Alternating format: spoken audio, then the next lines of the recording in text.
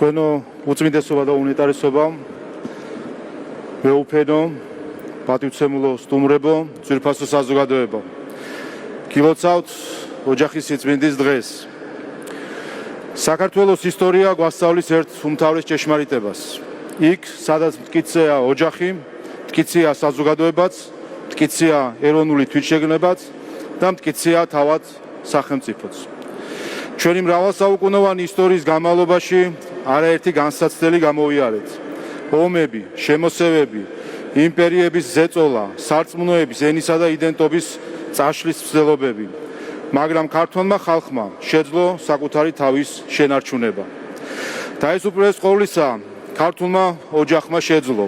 ოჯახმა, რომელმაც თაობიდან თაობას გადასცა რწმენა, სიყვარული, სამშობლოს ერთგულება და წინაპართა პატივისცემა. წლევანდელ წელს განსაკუთრებული მნიშვნელობა აქვს. აღნიშნავთ საქართველოში ქრისტიანობის სახელმწიფო რელიგიად გამოცხადების 1700 წლისთავს. ეს თარიღი მხოლოდ რელიგიური მოვლენა არ არის. ეს არის ჩვენი ეროვნული იდენტობის, კულტურისა და სახელმწიფოებრივი ცნობიერების საფუძველი. ქრისტიანობამ ქართველ ხალხს მისცა ის სულიერი ღერძი, რომელმაც საუკუნეთა განმავლობაში გაგვაერთიანა, გაგვაძლიერა და გადაგვარჩინა. სწორედ ქრისტიანულმა ფასეულობებმა ჩამოაყალიბა ქართული ოჯახის მოდელი, რომელიც დაფუძნებულია ურთიერთპატივისცემაზე, სიყვარულზე, თანადგომასა და პასუხისმგებლობაზე.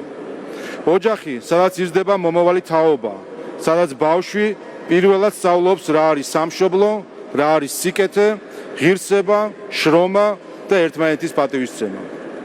დღეს, როდესაც მსოფლიო მრავალი გამოწვევის წინაშე დგას, განსაკუთრებით მნიშვნელოვანია დავიცვათ ის ფასეულობები, რომლებმაც აქამდე მოგვიყვანა. სახელმწიფო ძლიერია მაშინ, როდესაც საზოგადოება საკუთარ ფესვებს უფრთხილდება, როდესაც ოჯახი რჩება საზოგადოების მთავარ საყრდენად, როდესაც ტრადიცია და თანამედროვეობა ერთმანეთს კი არ ებრძვის, არამედ ავსებს. ქართული ოჯახი ყოველთვის იყო არა მხოლოდ სოციალური ერთეული, არამედ ეროვნული გადარჩენის ინსტიტუტი. სწორედ ოჯახმა გადაარჩინა ქართული ენა, ქართული სიმღერა, ტრადიციები, ქრისტიანული რწმენა და ეროვნული მეხსიერება. ამიტომ ჩვენი ვალია მომავალ თაობას გადავცეთ არა მხოლოდ ეკონომიკურად ძლიერი ქვეყანა, არამედ სულიერად მტკიცე საქართველო. ქვეყანა, რომელიც საკუთარ ისტორიას იცნობს, საკუთარ ფასეულობებს უფრთხილება და მომავალს სწორედ ამ საფუძველზე აშენებს.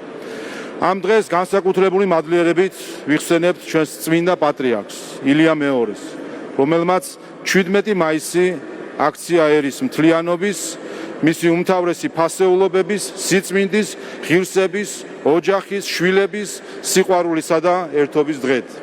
ყველას გილოცავთ ოჯახის სიწმინდის დღეს. ღმერთი ფარავდეს ქართულ ოჯახს, ღმერთი ფარავდეს საქართველოს.